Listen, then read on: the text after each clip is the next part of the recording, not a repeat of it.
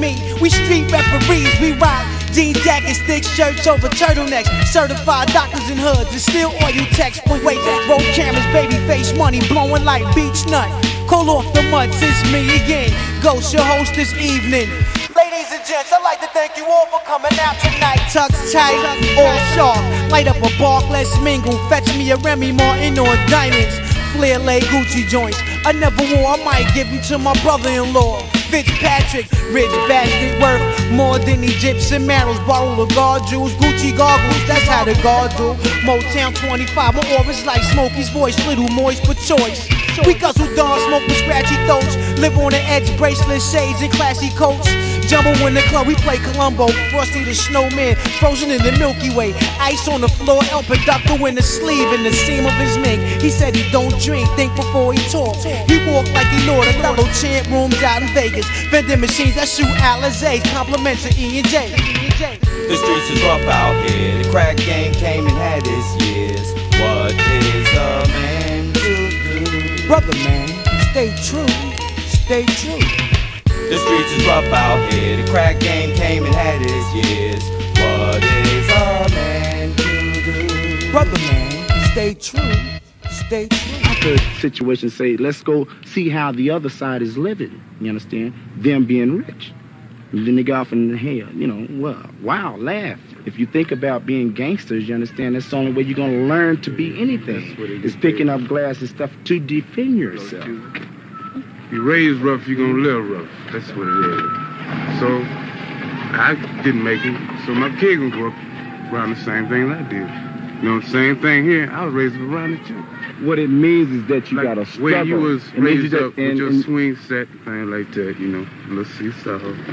I was raised up playing with old boards with nails and anything like that. Climbing on top of the roof, which might fall anytime, you know. Like that. If America's so beautiful, let's change some of this stuff here. Would you like to be raised in an environment like this, or your children? That's what I'm saying. Would you?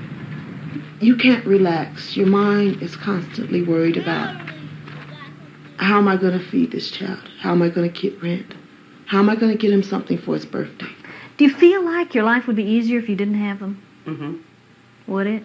Well, then I wouldn't have to worry about no babysitters, you know, or worry about where their next meal is going to come from, you know, or something like that. Or worried about for them to have a place to stay. Every time Rodney comes to me and says, Kathy, I want to go to the movies. Or, Kathy, I want this. To have to tell him, no, I can't. I don't have the money. I don't have any money. You can't have this. We can't do this right now because I don't have any money. Because it hurts me every time I have to tell Rodney that. And I don't want to raise another child by myself. Rodney, where's your daddy? He's in Texas. Well, do you ever see him? No. He's way far from here. He's what? He's way far. Well, do you care? Yes. Can you look at me? When's the last time you saw him? Huh? When is the last time you saw your daddy? You wish you could see him? I don't want to have any more children on welfare. Kathy, do you ever feel like you're getting something for nothing on welfare? No. No, I don't. Because the mental strain that I go through being on welfare, it seems like you're getting something for nothing, but you don't. You pay. You pay. You know, you pay mentally. And in some cases, you pay physically. But all in all, you pay for it. Are you happy? Am I happy? No. Why not? Because my life isn't the way I want it to be or I feel it should be. There's a lot more to life than just trying to figure out how you can afford the necessities. And someday I'm going to make it.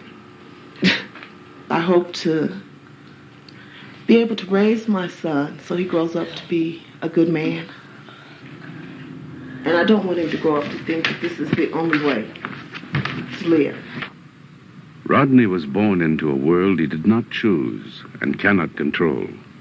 From the time he was conceived, that world has been shaping his body and brain, altering in the deepest sense his experience of every moment of his one trip through life, and limiting his ability to escape the poverty which has imprisoned his family for generations.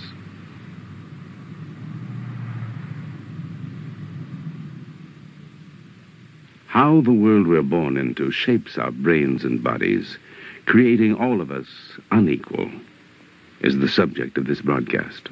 Somehow to suggest that people are different in a deep biological sense is political and social heresy, educational heresy in our culture. But I'm really suggesting that it's a truism to all of us. All we need to do is look around and introspect on our own life. Perhaps more private to our experience than anything else is the notion that we are unique. And the truth is, genetically, we are unique. What we should want is equality of opportunity, not equality of outcome, nor equality of the child as he comes to the kindergarten door. He and she are not equal. We don't want them to be. Not really. This mix of poverty and malnutrition, which occurs very early in the life of a child, or which may occur in the pregnant woman, will cause the brain to develop abnormally. There are no effects even in severe malnutrition during pregnancy if the baby then goes out to a middle class or an environment which is going to be appropriate for that child. There's a question of how upsetting it is to a baby for a lifetime, what does happen right at the time of birth and right afterwards. We've had a chance to see that really there's quite a difference if parents are together with their baby right after birth, in contrast to being separated, which was the routine in most of our country until very recently. I think that we haven't paid as much attention, let's put it this way, to the little nuances in the interactions between adults and children, Susan, because nobody thought they were very important. People tended for a long time to think that the developmental events of the first 2 years of life weren't all that critical. And that, well, you know, he doesn't do anything, he's not talking, he's not doing all the other things that we value. And yet the foundations for all these cognitive activities are clearly being established during this early period. How do we get the kind of adult we want as a society? And I think my particular philosophy is that you have to build the education system from the start with the quality, endow the education system right from the start with the qualities you want the person to have as an adult. If you want them to be responsible, then you have to build opportunities for responsibility into the ongoing daily program. If you want them to be creative, that has to occur. If you want them to be self-initiating, that has to occur. And one doesn't suddenly turn those traits on. One has to build them level by level, age by age, as one grows. Age by age, as they grow, these children of poverty are formed by a world that conspires against the realization of the human potential promised in their genes. Age by age, we will examine how the world shapes each of us and why these children are destined to inherit the life of their parents. We begin at the beginning of life, when a human being's genetic potential is fixed. Part of that genetic potential we call intelligence. We know how to measure only a small part of intelligence. But on that part, poor people are inferior. The greater the poverty, the lower the measured IQ, or the lower the educational success or occupational achievement. How much of the difference between the intelligence of rich people and poor people is caused by environmental factors, and how much by genetic factors? I think it's impossible to say on the basis of present evidence. My own assumptions, and I'm sure those of most behavioral and social scientists, would be that in today's American society, the greatest disparity between rich and poor is clearly in opportunity. Until that inequality of opportunity has been corrected for many generations, we will not know whether poor people are genetically inferior. They may be superior in some traits. Poor people may have greater sensitivity to the needs of one another, for example, than more affluent individuals who have less need, perhaps, of one another in times of emotional or social or even economic crises. To suggest that IQ and intellectual outcome and intellectual achievement is everything is, I think, very misleading. There are other human qualities, sensitivity, poetic ability, musical ability, dancing ability, and so on.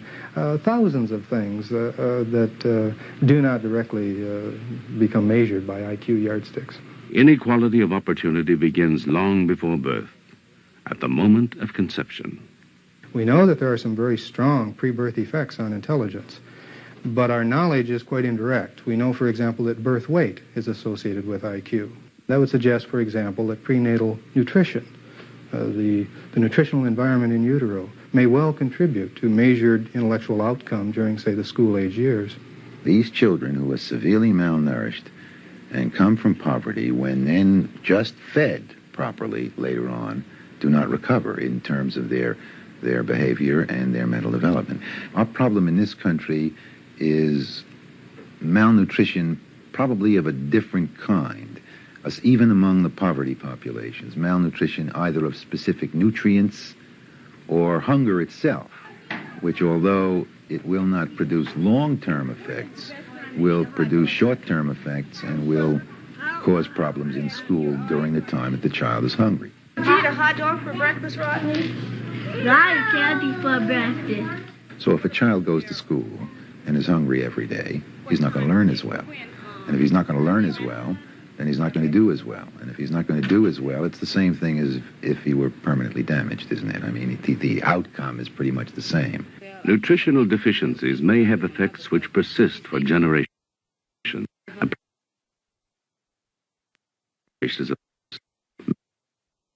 Body, which make her a poor incubator for her child. The child then fails to grow well. A much higher percentage of babies born to poor mothers are underweight at birth. Many of these babies do not survive, and those who do survive may suffer permanent effects. Yes, these children are children that we would define at risk. The infant mortality rate in the poor, as you point out, is maybe double that of more affluent populations. Now, it's interesting because the entire infant mortality differences can be explained by the increased amount of small babies in that group. In fact, the poor baby does just as well as the baby, and the black baby does just as well.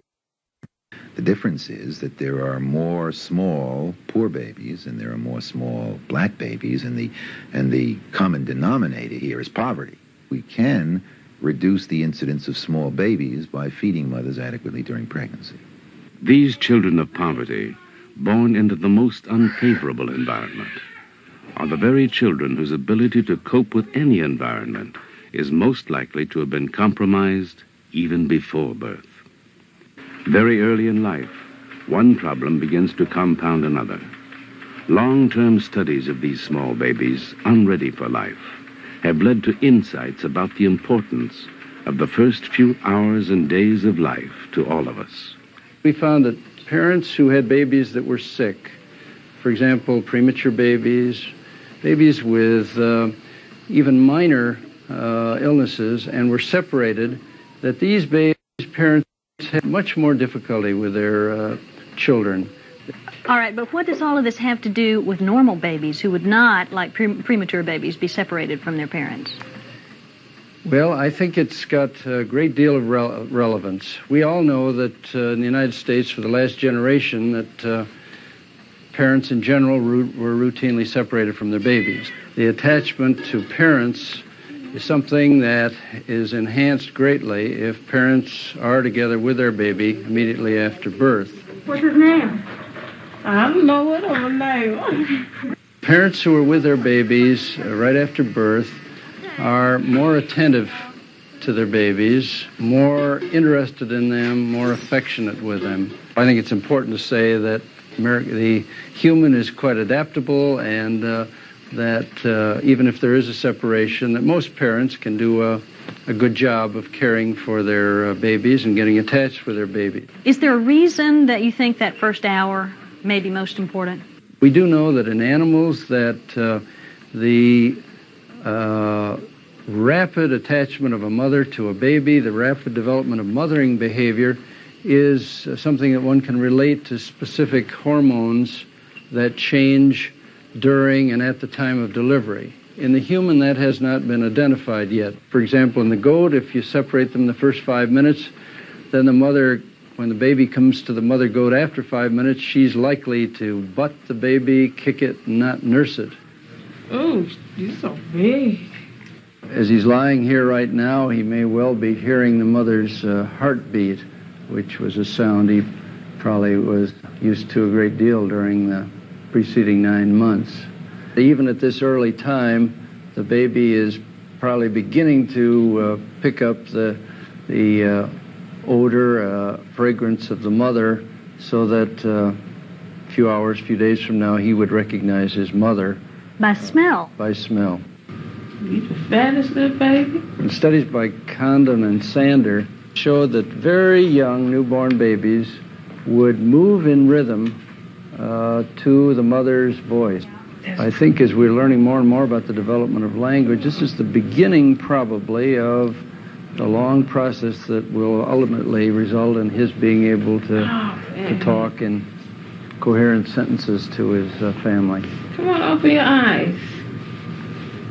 Come on. And I think that what we're really seeing here is lovemaking. Part of lovemaking, if we carry it to older ages, is often prolonged gazing, looking eye to eye, and stroking and kissing and caressing. What difference does the early bonding situation between the mother and the child make throughout the whole lifespan of a social animal like man? On the infant's side, that close relationship with one person enables that baby to begin to develop a strong tie to the mother. Developing that strong tie is very important for the baby, and that usually a baby gets an attachment to one person first, and then from it extends to others. And I think that these attachments that we're talking about, starting before or at the time of birth, are really the thing that glues us all together as human beings throughout our lifetime. A human being's earliest connection to the world gives way at birth to a social connection, rooted in biology, with one other human being. It is through that connection that a new person in the world is fed, protected, and trained in the basic attitudes and skills necessary to operate in human society. Attitudes like trust, skills like language. Is that the man with the yellow hat? No, that's the sailor. That's another sailor. And that's the captain. Well, of course, language development is crucial to the development of essentially every other human attribute. The intellectual ones, the social and emotional ones. There are those who have said this is the truly unique human attribute. And this is the type of skill in which children from disadvantaged backgrounds tend to show greatest deficits in terms of facility with language. Why do children from low-income backgrounds show such difficulty with language? During this time of life, the kind of stimulation that babies receive is really critical. They have to be talked to. They have to be responded to. And if you are in a very crowded home where there are perhaps too many children who are demanding attention, it's very difficult to be a mother who can be a Johnny on the spot and respond to every vocalization that a child might make and so on. Our children simply all they know in their home settings. Their parents may be undereducated, underfinanced, and so on themselves. They're struggling to make a living and to cope with many very real problems, and they have often the time, the energy, the awareness, the need for the kinds of things that we think must have in order to develop properly.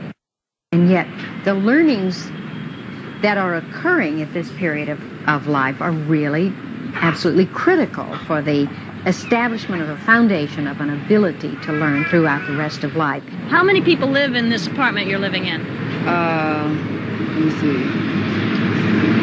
7, 8, 9. Is that pretty crowded? Yes. Yes, it is. Did it show up in the way you act toward each other? I don't think so. Because we're all family. Well, what difference does that make? You know, I don't know. I can't explain it. So you know, just being close to family, you know, it makes you want to be close to them. You know, the way things are going nowadays, you should be close. You can with your family. So you don't think this neighborhood in Washington is very safe for your kids? Well, not for kids, no. I don't think there's no place for kids. Well, where are their toys? I don't see any toys for them. Well, they don't have any. They don't have any toys? Toys are extremely important to help children develop. You just can't underestimate their importance. I think I told you earlier about some of our work in trying to identify components of the environment that foster development. The availability of play materials is one of the most important aspects of a supportive environment for children. All right, well, what if the baby doesn't have the materials to work with? He will learn, but he will be behind both in skills, by that I mean the facility with coordinating the eyes and the hands to do this kind of thing. Making his hands do what he wants. Right, and he will also be behind in terms of interest in them, and the ability to sustain attention. And in doing what I call exploiting a toy, finding its many uses. One of the things that's associated with creativity is being able to use the same thing in more than one way. Sometimes people feel, well, you just can buy a toy for a child and leave it there. And you'll frequently hear parents say, go play with your toys. But toys are given value by adult attention to a great extent. What if a child misses all of these experiences that you think are important in early childhood? Can they be made up? I used to think they couldn't, and I'm not sure that they can now be totally made up. Best evidence for that is you look at children of kindergarten age from a middle-class background and from a seriously economically underprivileged background, and there'll be a year to a year and a half's difference in terms of mental, social development in children in these two groups. The ones from the conditions of economic deprivation are going to be, on the average, behind the others by a year to a year and a half. You look at babies like these. You noticed how bright all our babies were here this morning? They were talking and so on. You do not find these differences in infancy. So I am still convinced that we must reach the children and must reach the parents who provide the greatest amount of input during these very early years. In these very early years, when the brain is growing so rapidly, the world a poor child is locked in does not provide the materials his brain needs to develop properly. And so when he goes to school, we call him less intelligent or even retarded. The world he grows in also damages the most subtle and beautiful quality of human intelligence: imagination. Imagine yourself without imagination. Research shows that imagination helps us control anger and aggression, helps us plan for the future, helps us learn, helps us succeed. Imagine how moment by moment your experience of life would be less if your world failed to provide what your brain needed to develop imagination. By the time a child is as old as 5, an equal opportunity for an education means nothing unless he has had an equal opportunity for development of his body and brain during his crucial first years. The federal government is operating 4 parent-child development centers as a modest experiment to help low-income mothers understand what their children need to develop well. To say that only mothers who have limited incomes are in need of this knowledge and information just isn't so. I mean, I think we see too many of our young people in the total society who are not functioning well in school, are not well socialized. I think we can't look at the alcoholism, the drug abuse among young people. We're not talking now just in the black community. We're talking about the total society, the wider society. We don't really comprehend the kind of stress that a lot of parents in this society are under today. They don't want to do the wrong things, and yet they don't know how to grapple with certain of the issues that are before them as parents. I think the value of a center like this is that it provides that forum. It provides a place for parents to come together. By you yourself giving them that positive, reinforcement, that's even better than giving them the candy, because see, they're getting something from you, and that's what they want anyway. They want the attention from you. Okay, and if that attention was, oh, that was good, or, well, let's try this again, or let's do something else, they want that. They don't necessarily, well, here's the candy, go on. Yeah, but I have at times like trying to get him out the tub. Come on, big boy, let's get out the tub and, oh, you doing this and that and praising and all this. No. He wants to stay in the tub. So I figured that's more important than I just have to get him, say we getting out the tub and forget the praise. But there's some things that you have to be direct with.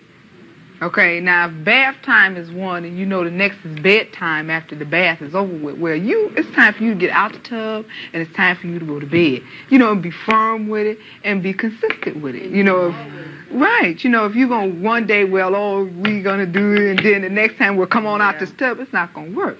Given enough time and discussion and openness, often the parents come up so close to what, the experts, so to speak, would say. But that isn't often possible for parents. Parents are working, they're living rather isolated lives in terms of getting that kind of help. They don't have anybody to check it out with. Let me ask you something kind of off the subject. What relationship do you see between race and poverty in this country? I see every correlation there. I think that the fact that when we look at the poverty figures, such a large percentage of the black population is still living in poverty in this country. How do you personally feel about that? I guess the thing that bothers me when you hear so much talk about people being qualified, when you hear talk about it's not right, that there should be special treatment given to minority groups, I just wonder if those people have ever considered that, particularly in the black community, that people have been waiting 300 years and that nothing was being said all those years when people did not have access. And it still has a lot to do with who gets the resources in this country, who's poor and who's not. Oh, yes, and I think it's important to put that in some perspective. I think it leaves us understanding that we still have a lot of work to do in order to make this a more open, responsive society. You see, I'm not sure that we would be having the environmental problems that we're having today had we been able to learn something from the American Indians about the land and its use and how you respect it. So the prevailing culture may not always be right. Oh. The prevailing culture needs to understand that it has something to offer, obviously, but so do other people. That's the problem. And not being able to learn from other people. What is it that these people bring to our culture that we would do well to emulate or to think about? How about blacks? You've given me an idea, an example on the Indians. What can blacks bring to the... I think blacks bring humanity. How? I think black people tend to be a little more spiritual. That ability to relate in a human way to people. There's often a lot of joy. There's a lot of ability to be joyful, I think, among black people. I think the society would do well to have some of that. Hey, look at my baby. And they doing what? You better straighten your ass. They're getting... Wait a minute, your baby? Is this your baby? No. My niece. Niece? Now, wait a minute. How's she your niece? Well, he considered me as his sister, because we're such good friends. Don't you leave knock her over alone. my Kool-Aid. Knock over. I Let got her it. sleep. I ain't bother her. That kiss will do it more good than anything. Probably make a jaw fall off. You sure you don't want to sit down and talk to us for a while? Talk to you about what? Oh, whatever. Anything. Get it off. How do you feel about these little people? Those kids? Yeah. I love them. You love them? You think they're I got good? 3 of my own. You do? Yeah. Do you live with them? No, but I see them. I smile. Did you ever want a family all together? Yours, one woman, and your own kids? I've always wanted that. Did you mean to have those kids? No. No. No. But they're here. I love them. You all were talking about how you feel about this baby. Baby means a lot to me. It's not even my baby, but it means a lot to me because that baby's going to grow up without a lot of things that it should have. Like what? Homes. Money. food. It needs a father, too. Why? Would you like to grow up without a father? Well, tell me why she needs a father. What can a father do Because for that baby? What's A going to lot happen? more than what a mother can do by herself. Right? But your own kids are growing up without a father, aren't they? But it's not by choice. To have a father. See, I didn't have my father. You didn't have your father? Why not? He left. You know. To enjoy kids is to feel something in your heart. And I feel everything in my heart produces good.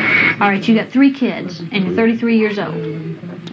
How many kids will you have by the time you're 40? No more. No more? Well, how can you be so sure? You said these 3 weren't intended. You can tell these things after a while. I don't want to. No, I just don't want my kids to come up and go through the hell I went through. Tell me about the hell you went through. I couldn't. It's really something that you can't explain. You can't explain. Hell is here. You know. They say, go to heaven, not to hell. You live in hell. Hell is right here on the streets. All of them there. A child grows up without their father and mother. You know, it could be a damage to them. Was it a damage to you? No.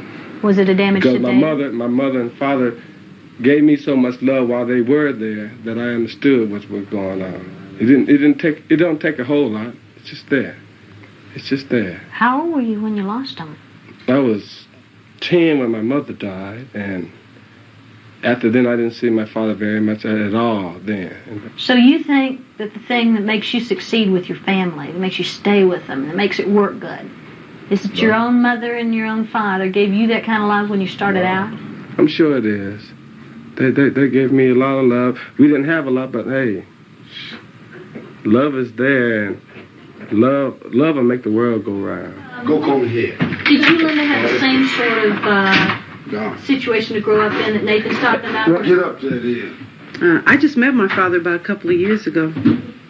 Well, how was it? It was all right. Go look in there on my dresser.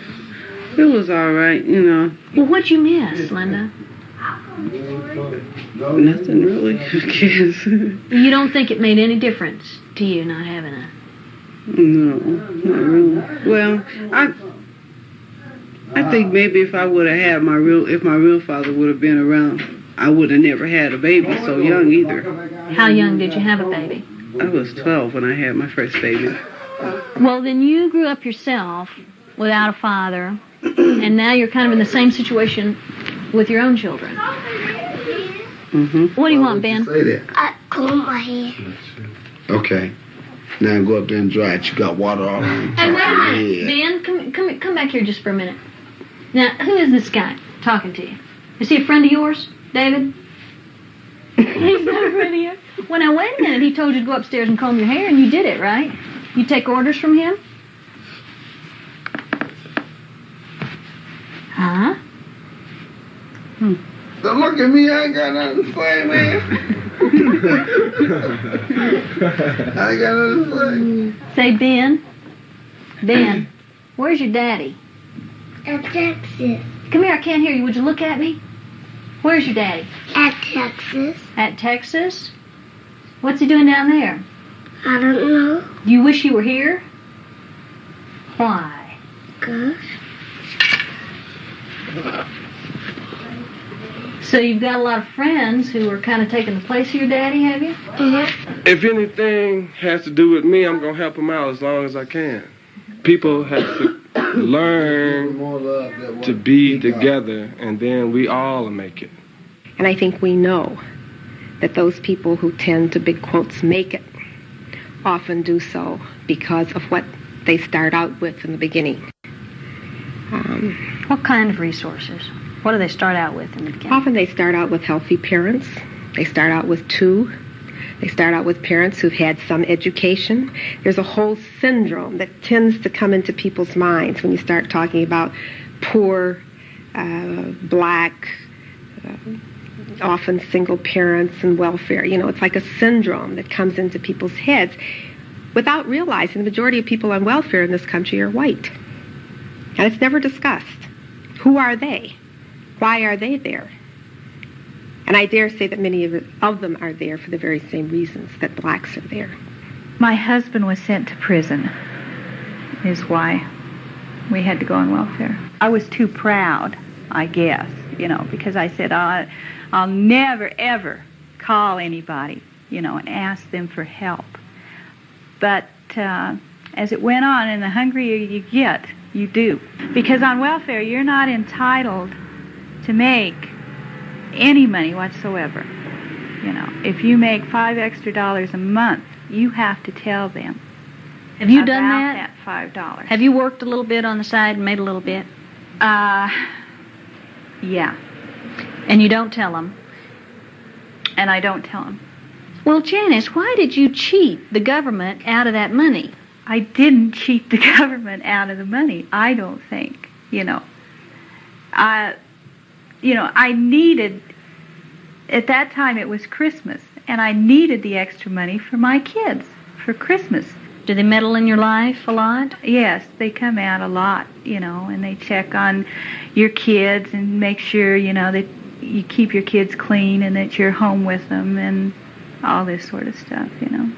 And they go as far as checking in your cupboards, and it's just like Germany, I would think. You do what your welfare caseworker tells you to do, or you don't get welfare the next month. And it's just that cut and dry, you know. When I cheated, as they say, and I had that $300 extra, we lived in a car. January and February. You and your 6 children lived in a car? For 2 winter months? Yes. In Colorado? Yes, without a back window. You know, we had it taped with plastic and things, but we actually lived in the car. How'd you do it? You know, we went to the different Washington Park, and we cooked our breakfast, and the kids played, you know. So I called my caseworker and told her what had happened, you know. And she said, well, call Denver Housing Authority. You know, that's the housing for the public assistance, you know. So I called them. Well, they don't have anything. They didn't have any vacancies. I said, well, what am I supposed to do? And they said, well, we don't know. As soon as we get a vacancy, we will call you. I said, well, how in the hell are you going to call me? I don't have a telephone. You know, I don't have an address. I don't have a place to live. And they said, well, you know, that's all we can do. Well, now listen, you cheated the government in little ways, would you say? Okay, yeah. $300, I cheated them. But when, you know, there's just you and 6 children, you'll do almost anything to make sure that those 6 children have a roof over their head and food in their stomach and clothes on their back. So are you telling me? You will, you know. Are you telling me that in order for you and your children to survive, you've had to cheat? Sure. You have to cheat because you cannot live on what welfare gives you. What are your choices? My choices? I have no choices. For these middle-class children, being poor is simply a matter of waiting out a temporary catastrophe. But for a child whose family has been locked in poverty for generations, it is a matter of overcoming deficiencies of mind and body accumulated from grandmother to mother to child. Deficiencies of mind and body brought on by poor nutrition, poor education, a harsh environment, and the hopelessness that comes from seeing no way out. But this is America, and we always find solutions. Education by some of people in the early 60s was seen as the answer to poverty, the answer to the lack of advantage. Give the child a better education and we'll close the gap between the disadvantaged classes, so to speak, and the advantaged classes. And education was the key. What we're finding in our studies is that it can close the gap about halfway, but not fully. The solution falls short. Preschool, Head Start, is America's solution for the children of poverty. Research has shown that the modest IQ gains of Head Start students did not bring them up to the level of other children. And furthermore, these IQ gains had disappeared within 3 years. Yet a cost-benefit analysis shows that preschool is worth the millions of dollars we are investing in it every year. What we found was quite striking. The children who attended preschool did not require as much special education and were not retained as frequently in grade as children who were from the control group or the children who did not have preschool. Second is they had higher projected earnings in their lifetime. The special classes then are quite expensive? Special classes in most states run about anywhere from 2 to 4 times the cost of a regular class placement.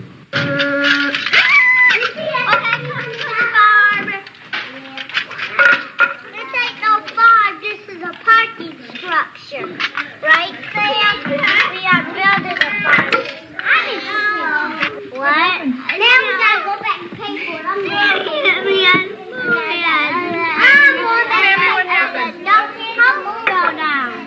What could you do instead of hitting him?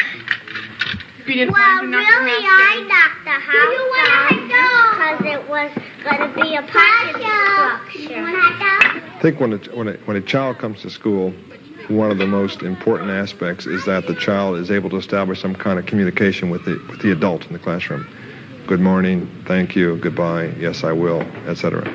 One problem that sometimes poor children have, or children of poverty, is that they do not establish that relationship very rapidly, or they establish it only with difficulty. And it's more than just trust, it's just an ongoing verbal relationship with the adult in the classroom. Well, what makes the difference in the child's ability to set up that relationship? Is it just language? Well, language would certainly be part of it, but it may also be crowded home conditions, where the child has to live in an environment where there are many people in small space. It may be that the problem of nutrition, food, not enough or inadequate, the child develops a certain lethargic reaction, which is then characterized in his relationship with peers and adults. The child may simply be not curious, doesn't realize that he can ask questions and get answers from adults, and which, if he's had to divide his mother's time and there's too many kids in the home, he may not have had much of that opportunity. But notice, none of those things I said were things about intelligence. They were ways of reacting, interacting, and dealing with the world. What are some of his strengths? For one, they're more equipped to work with a larger number of people.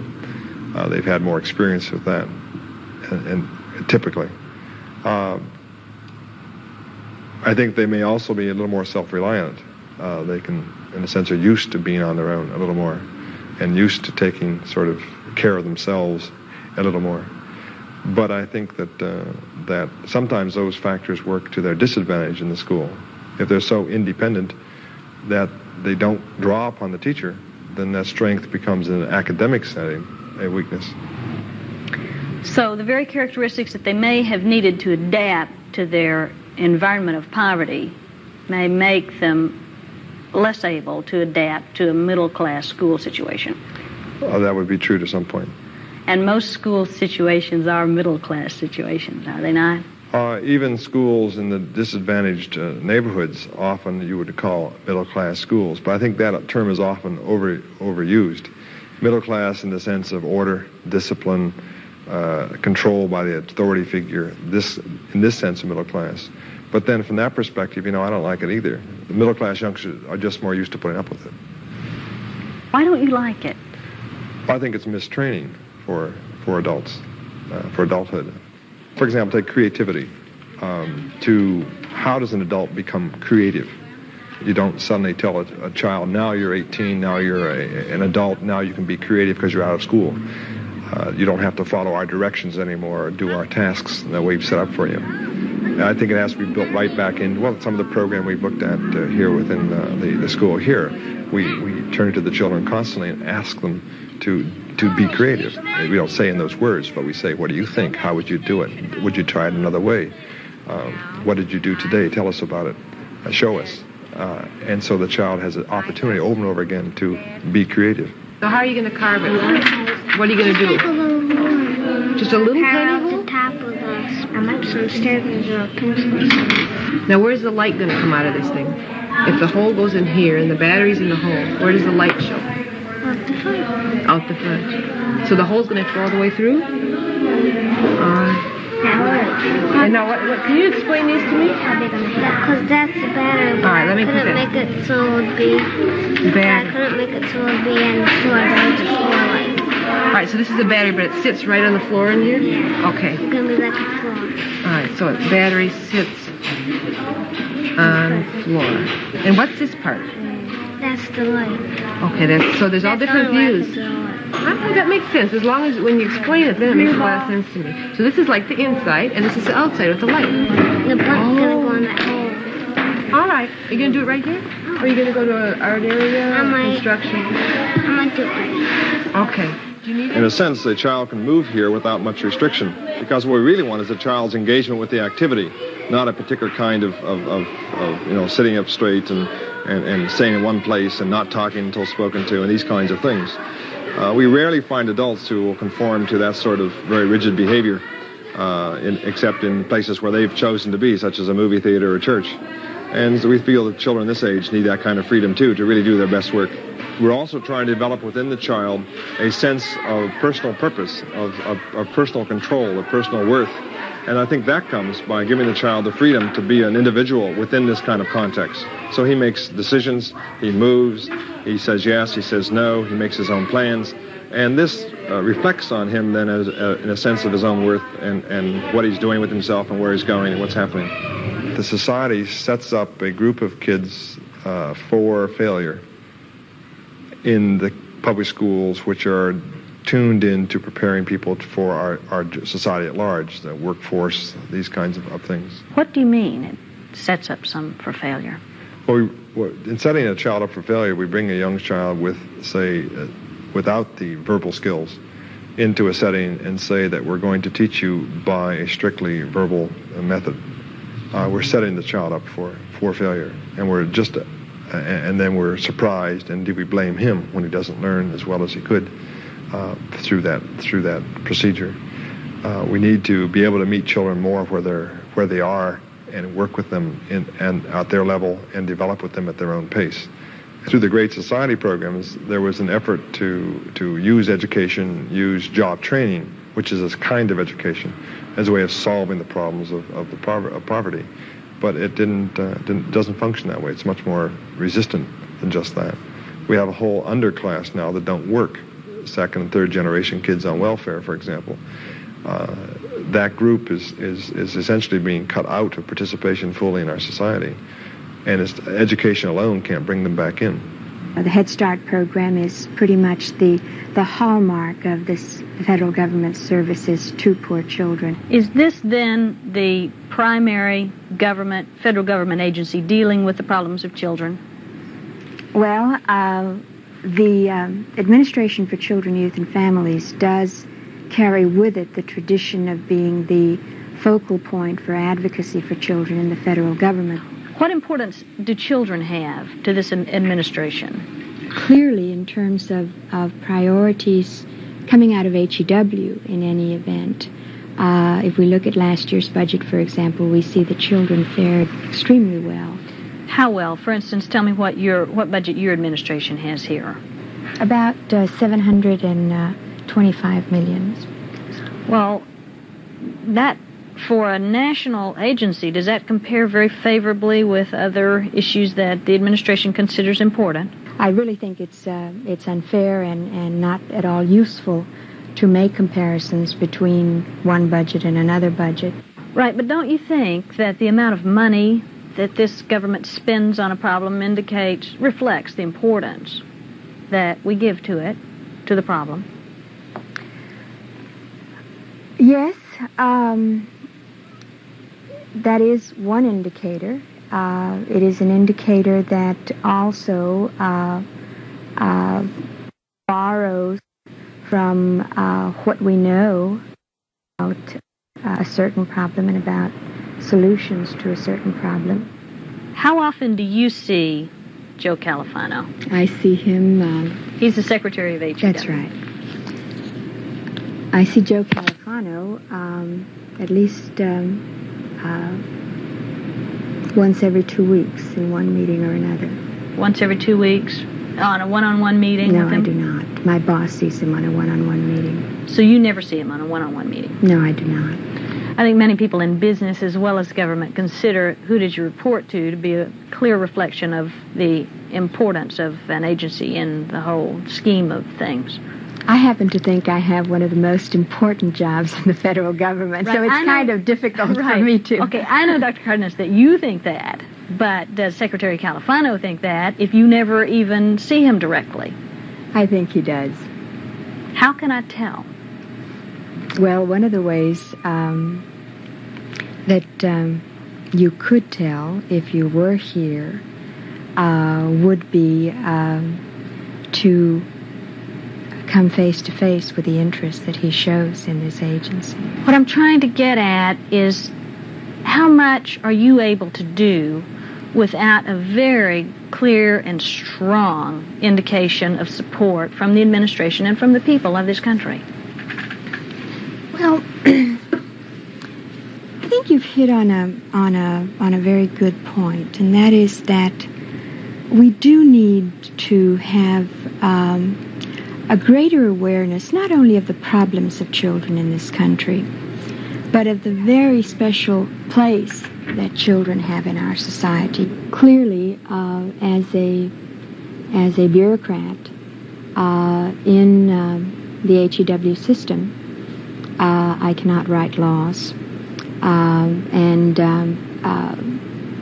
there must be broad support among the general public for these issues. I deplore the increasing attitude that is all around of saying, you know, that's somebody else's child, it's none of my responsibility, and yet these are the future of the nation, and what we have in the future is going to depend on how we care across the board for children, and our own children and our own family are going to have to deal with children who have had an impoverished life. Well, what kind of people would we have if we ignored these problems? One kind of person that we have growing up is a generation who think that the way the real world is to be on welfare. These are children that are living currently in welfare families where welfare money is given to them for food and other things, but with it comes a whole lot of other people who are kind of keeping an eye on them to be sure that they don't do the wrong thing or spend the money for the wrong thing. And the children growing up in this environment are very perceptive that this is an externally controlled kind of a life with free money. That someone else is telling them what to do and how to live. They don't learn one of the basic things that's important to American philosophy, which is to take responsibility.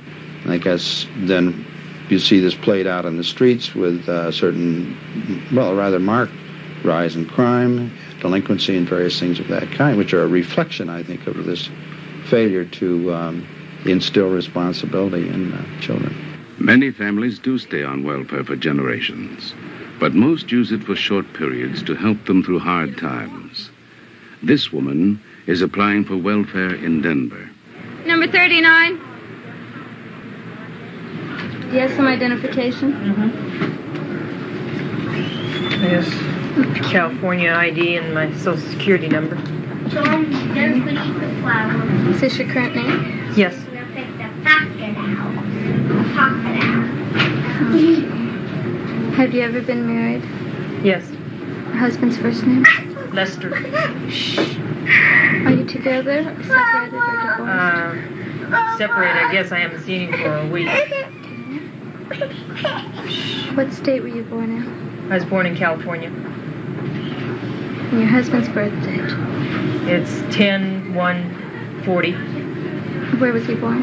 in New York. Did you come here with your husband? Yes. Papa! Yes, hour, but you can't eat it. And he left the family a week ago? Yes. Was he working here? Just through part-time offices. Okay. Now, these are your attorney cards. You take these over to our attorney's office at 520 Cherokee, and they're going to talk to you about filing for child support. So I want you to do that this afternoon if you can. Do you have any other source of income? No. And were you on assistance in Indianapolis? No. Do you have any idea where your husband is right now? No, I don't. Your technician's name is Mercy Martinez. Call her up and she's going to make an appointment with you for the home visit. You're eligible for $307 a month. And I can go down there any time today and pick up food stamps. But first I got to go to the attorney's. The kids are getting awfully hungry, and they haven't eaten since this morning, so they're getting fussy and everything. Yep, I got 1 quarter left. So that means we'll have to go down and get those food stamps if we want lunch today. Okay, you have 3 children? Yes. Okay, is there just one father? Yes. Did you just separate now? Yeah, Or have I you gotten a haven't seen divorce? him for a week, and I take it that he ran out on me. Okay. The way he was acting before he left. Have you split up before? No. This is the first time? Yeah. And this was about a week ago? Yeah. Do you think he'll be coming back? The way he was talking, I hope he doesn't, because he was really mean with us and the kids, yelling at us and throwing tantrums and things, so I hope he doesn't come back. Did he hit you? No. How about his parents? Do you know where they live? No, I don't. Do you know their names? Nope. You don't know his parents' names? Uh-uh. Okay. Well, it looks to me that we don't have much of a lead on this guy. And we'll do a motor vehicle check, but I think it's going to be hopeless on that. And so we're pretty much depending on you to, if he comes back and you reconcile, he'll be off assistance. Yeah. But if you hear anything about him or where he is or anything like that, let us know. Alva found a job and collected welfare. At the time she applied for welfare, her husband had not really deserted the family. Well, we've been traveling pretty much, and the people we know travel also, and so that's how they get their help pretty quick, and then they work for maybe a year in one place, and they get tired, and they decide they better move on, so they move on. And then when they move on, they don't have enough money to... Right, they just barely got enough money to get there and get a hotel room or whatever, and then the cycle starts all over again. So you go into a new town, and what do you have to do to welfare? What do you have to say to welfare to get it? Well, it's usually the wife and the kids. They go down there and they say, well, my old man's gone. I don't know where he is. We just got into town. When we got here, he was supposed to have a job, and the job fell through, so we really need the help now. Alva, what's this traveling life of yours like for the kids? They don't seem to mind it, They were bugging us about going. We say, well, come on, we're getting tired of this place. Let's go. I think they all got the gypsy blood in them, really. Once she gets in school, we stay in a place until she's through that school year, and then we go in the summer usually. Because taking her out in the middle of the year, that's not right. And besides that, it's usually winter. Nobody hardly ever travels in the winter. Will you ever stay on welfare very long? No, Why not? Well, the restrictions are too bad. They check too often. And it's not very much money. And we seem like if we could both work, we'd be doing better. Would you like yourself better? Well, yeah, I kind of like making my own money and not having to mooch off everybody. Have any choice about working once her youngest child is 6 years old? Hello, my name's Karen Gruber, and I'm a counselor with the WIN program. I want to welcome you to the orientation today. Basically, the WIN program is for people who are on welfare. It's for people who are on aid to families with dependent children, and the purpose of it is to find you a job. Now, there are different classifications. We have people who are called mandatory WIN registrants. Those are people who don't have any small children at home. They're obliged to work. The government says that you have to get a job. Your counselor is going to set up appointments for you. We expect you to come to those. Otherwise, if I don't, then they call my welfare worker down at welfare office. And they tell her I'm not,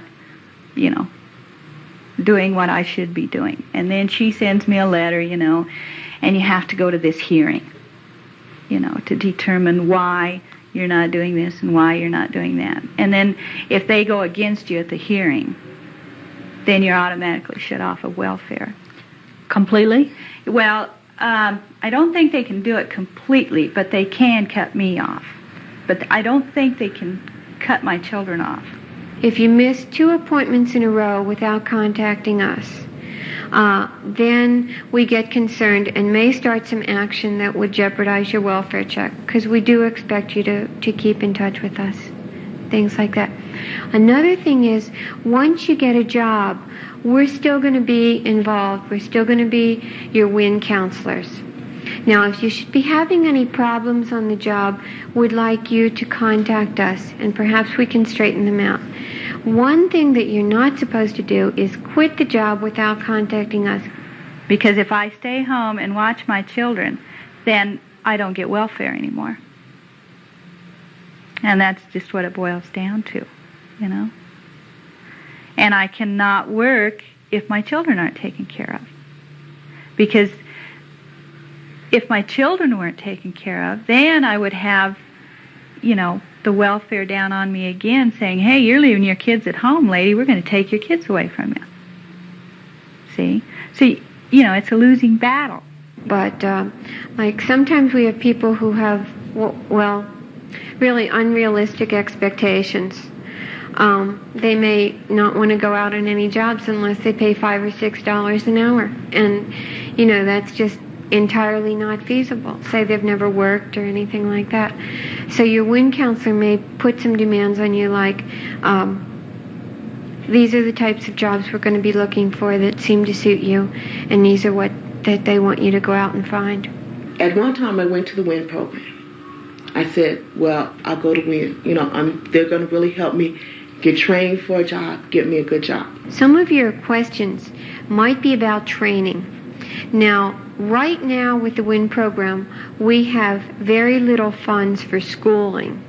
And you go through orientation, and then you get through, and they really talk to you about applying for jobs and jobs with training on the job training and everything. And then they set you up in front of this little machine. And you start looking through this thing for jobs. Another thing that we have is what we call on-the-job training contracts. That's where you or we will find an employer who wants to train you. You'll be getting full salary along with all the other employees. The thing is, we will be reimbursing him for a percentage of that until you're trained, in exchange for him having the patience to train you. Now, that too is available at times. Right now, we're getting toward the end of the fiscal year, and there isn't very much available there. Now, the only problem is if you don't have any training and you don't have any experience, there's not too many jobs that pay very well that you can find. Well, now, wait a minute. Are there any jobs that don't pay very well that you can find? Yeah, but not too many of those either. All right. Because the job situation is tight. Dottie Dykeman's going to be in a few minutes. She's going to give the presentation on what the social worker does and what you can expect from him or her. Hi, my name is Dottie Dykeman, and I'm with the Welfare Department. I'm going to tell you about the Denver Department of Social Services role in the WIN program, now that you've heard all about Employment Services part. Everyone in here is on a public assistance grant of some type. The one thing that is affected when you go to WIN, probably the one clinker in the whole WIN program, is the loss of Medicaid, because it is a big loss. And there's just no way to get around that. When you finally do go off of your public assistance grant, you will lose your Medicaid. Okay. They make it so hard for me. Like, if I get a regular job and I want to work, instead of letting me keep my welfare benefits for a couple of months, enough to get me really going on my feet, so I could just completely get off of welfare, Instead, as soon as you get a job, they cut your welfare check immediately. If you're taking everything you're working with and using it just to put food in your house and pay the rent and, pay the utility bills, then it's the same, you know, plus you don't have the benefits like you don't have food stamps and you don't have Medicaid. So therefore you've got to pay for your food and you've got to pay for your doctor. For every parent, a single parent who's on the WIN program, we provide child care money. What we do is give you a list of people who are licensed daycare people in your area of town so that you can contact the people on the list and decide who you want to babysit for you. All right, I've called maybe 90 of those 100 names out of there. Okay, not one of them will take 4 children. Now, I'm responsible to get my children there and to pick them up. But how am I going to get my children there, get them to school, to get them home from school to the babysitter and still work? Okay, I'm through talking. Does anybody else have a question before we go? Job is to help. Okay, I wish all of you good luck with WIN. Again, we need to stay in regular contact with you. We need to know that you're making some kind of sincere effort towards finding work. I think that's the essence of WIN. And if you're having some problems that we should be aware of, let us know. Let me know, let Perry know so that we can work around them. But, if we hear nothing from you, then we have to assume that, you're not cooperating with WIN and that you don't intend to. In general, people are here because they don't have any real job skills, any marketable job skills. They can't go out and find the kind of job to take care of themselves and earn enough money to do so. Irene, for instance, youngest child is now 6 years old. She's had roughly 8 months of work experience. In her life? Yeah. She's 30 years old, and in many, she's just essentially a new person to the new entrant into today's labor market. And, so what can she make? Minimum wage? More? Well, probably to start, $2.65. Still under the poverty line for a family of 4. Yeah, in Irene's case, family of 5. Yeah. Do many people on welfare who come in here to register with you have a lot of other problems in their life that might prevent their working? Sure. What sorts of things do you see? Oh, like in Irene's case, everything from housing, child care, maybe medical problems, problems with the police, problems with schools. Problems run the full gamut that we have to take into account. They have really been considerate. They know that I'm nervous and the problems I'm going through, and they've been real patient with me. It's just that I can't handle it. You can't handle what? I can't handle going to the WIN. I can't handle. Right now, I'm waiting for some checks. I went to court, and they were supposed to give me 2 or 3 back pay checks from the welfare, and I won it. I went to court, and they said that I would be getting it, and I still haven't received those checks. Now I'm going to have to go to court again, and I'm just tired of it already. What did you do the whole time you were getting no welfare checks? How'd you eat? Oh, I was getting emergency food stamps. How'd you pay the rent? I didn't. I was going to court then too. Every month I had an eviction notice on my door. Did they ever evict you? Well, no. I went to court 2 or 3 times for eviction notice, but they never did evict me. Living on welfare then is not a real secure life, is it? It isn't. I can't handle it. What are you going to do about it? I don't know. I would like to work, but I want to, do it on my own. I don't want to hassle with the welfare anymore. I've gone through too many changes. Then having to live here and, with my kids and everything, it's hard on me, it's hard on them. I've already had to go down to the school. School hadn't even been on for a week, 2 weeks, and I had to go down and talk to the teacher with my son, about my son. What's the problem with your son? He just, I don't know, I guess he doesn't have any faith in adults. He just doesn't believe them or something. He's always trying them. Well, how do you get out of these problems? You're too nervous to work, right? Mm-hmm. And staying on welfare is one of the things that makes you so nervous. So what do you do? Nothing. I haven't done nothing, but like I said, I haven't been to the WIN, So automatically I'll probably, they'll drop me off of welfare. First thing I would like to do is move, find a job, and maybe then my kids would straighten up and I wouldn't have to worry about them so much then. But I don't know. Is that what you think will happen? I hope so. But what do you really think? I don't know. I don't know what to think anymore. Do you expect to get out of this? I'll try. Most welfare mothers come to WIN because the law requires them to work with WIN toward finding a job when their youngest child is 6 years old. WIN is experimenting with the idea of persuading mothers with children younger than 6 to find work and get off the welfare rolls.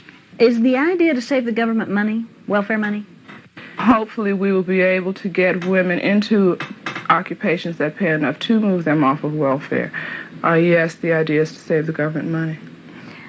What is the cost of daycare here? I don't know.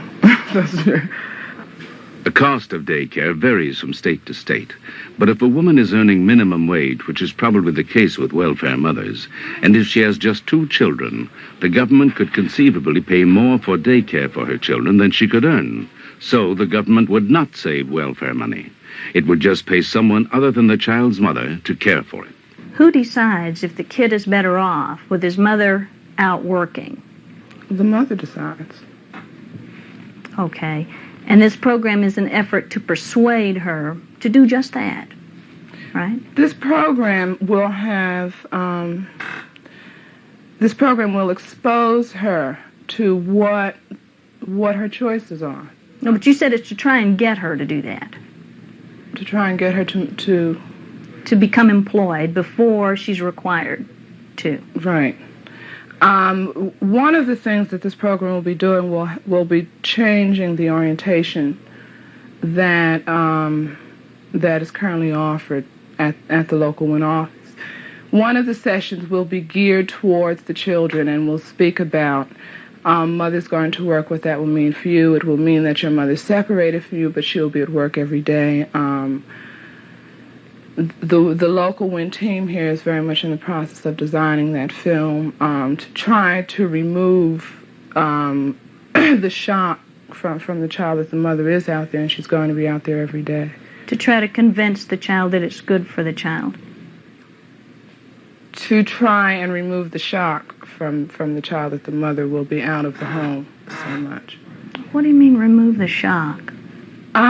If the mother goes to work and she has been a mother that has been at home with her children all the time, it's a crisis for a child when her mother leaves the home and goes to work. It's a role change for the mother, it's a role change for the child. And in order to try and reduce the trauma, if you will, that can occur from a mother leaving the home.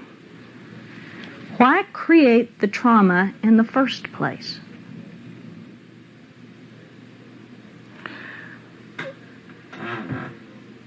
Because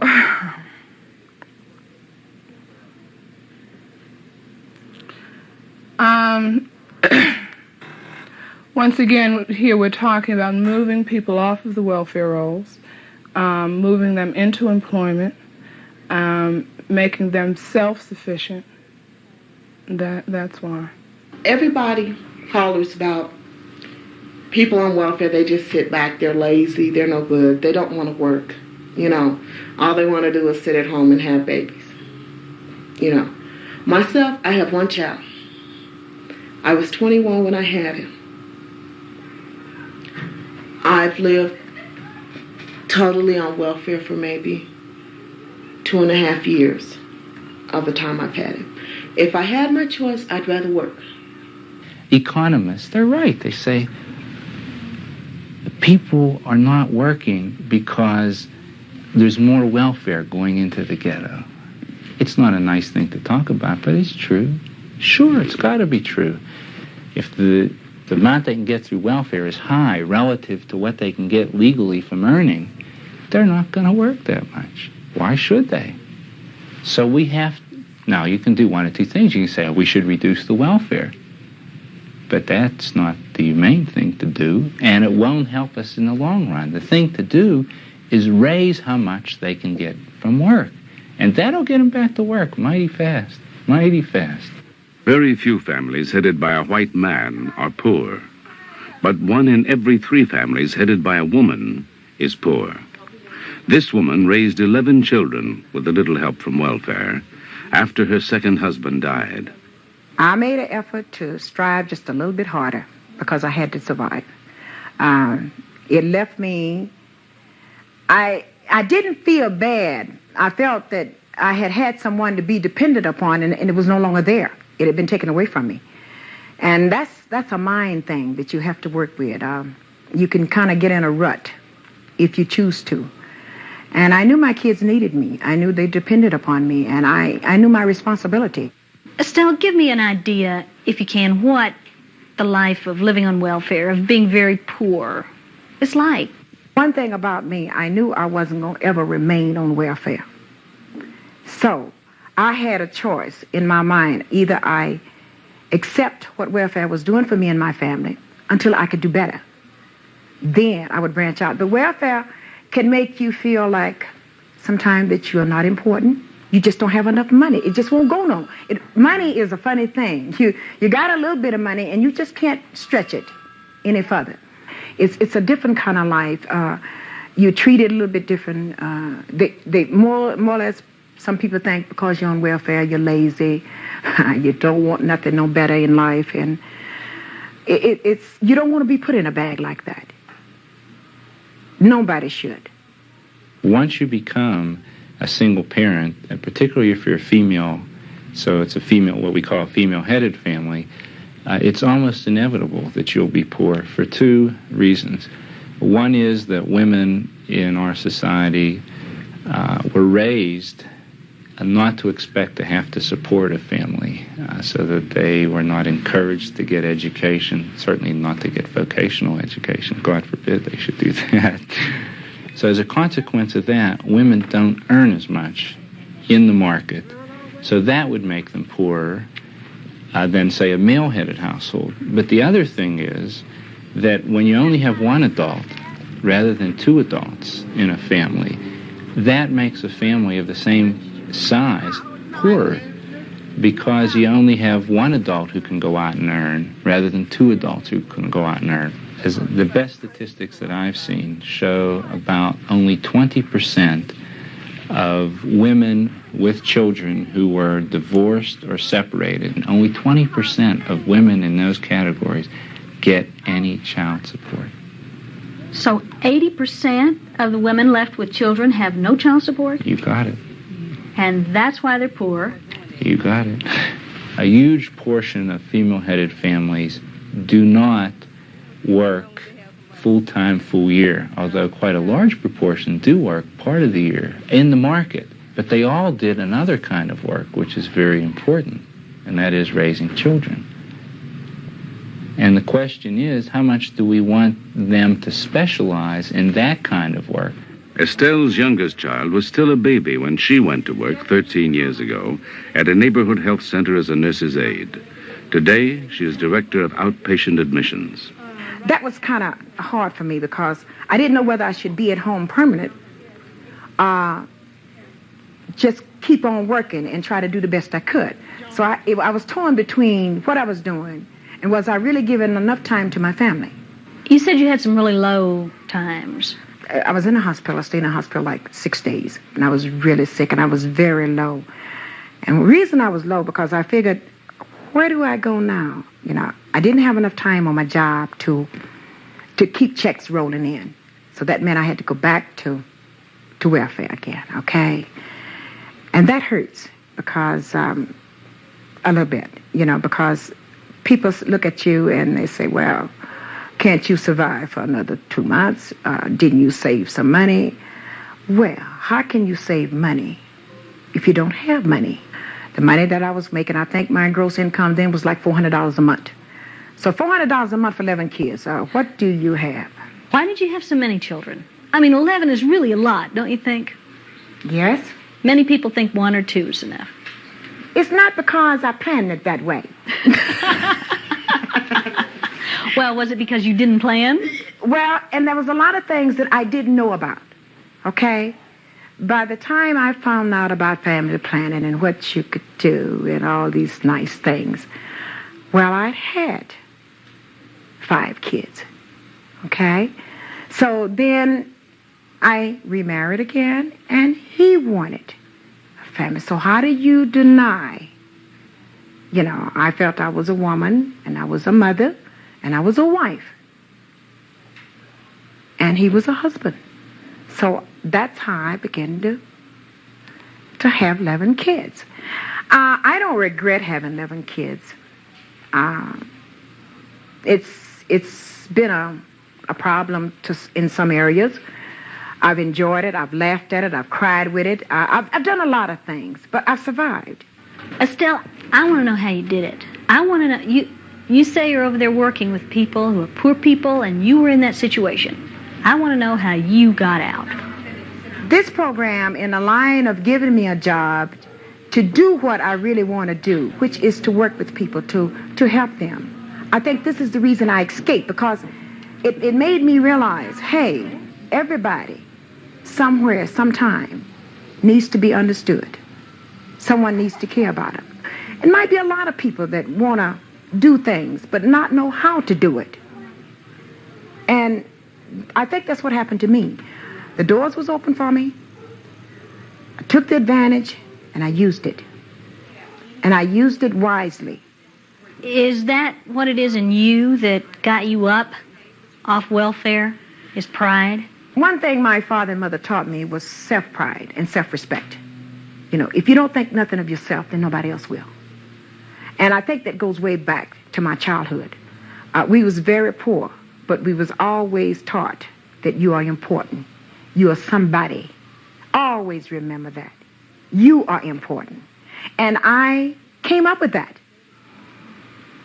You came up with it and you gave it to your children? Right, I tried to.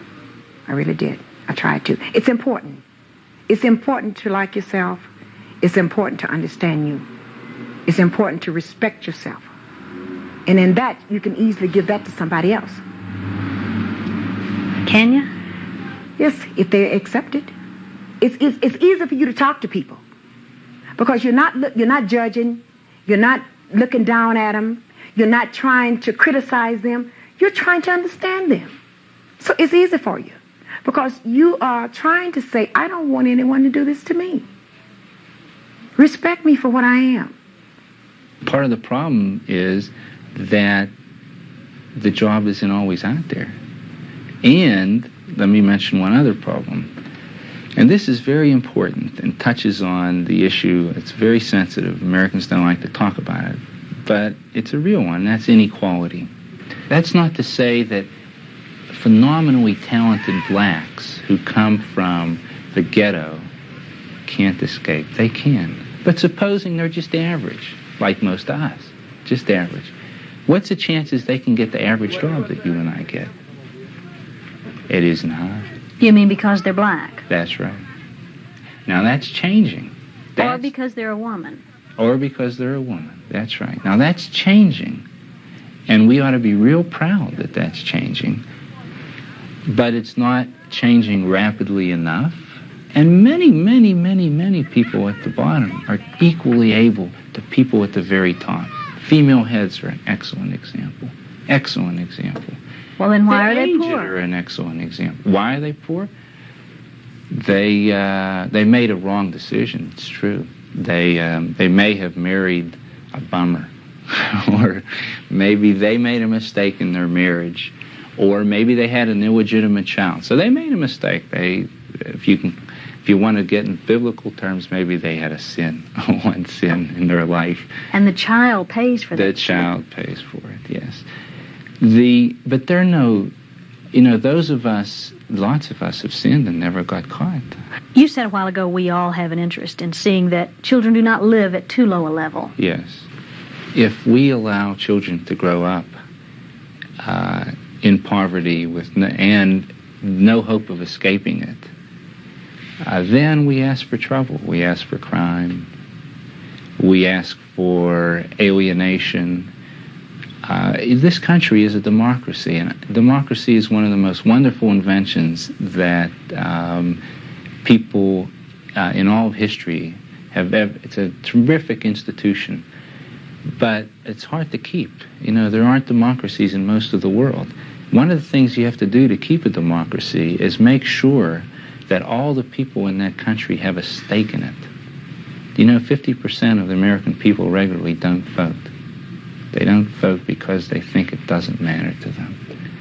They have no stake. That's dangerous. That's very dangerous. If you believe in freedom, you want to make sure that everybody has a stake. And it's good for us, not just because we believe in freedom and because that's going to preserve our freedom, but because we like to walk down the streets and be safe. Remember what I told you? You don't mind me, I'm not going to do anything for you. I mind you. No, you're not. Sometimes.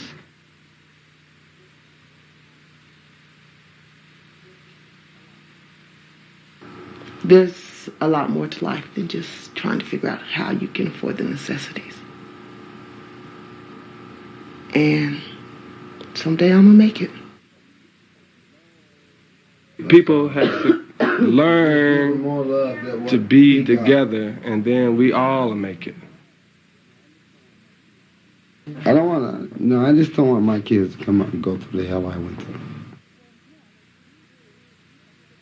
When, you know, there's just you and 6 children, you'll do almost anything to make sure that those 6 children have a roof over their head and food in their stomach and clothes on their back. I don't know what to think anymore. Do you expect to get out of this? I'll try.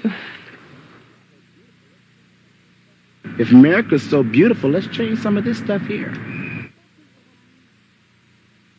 Respect me for what I am.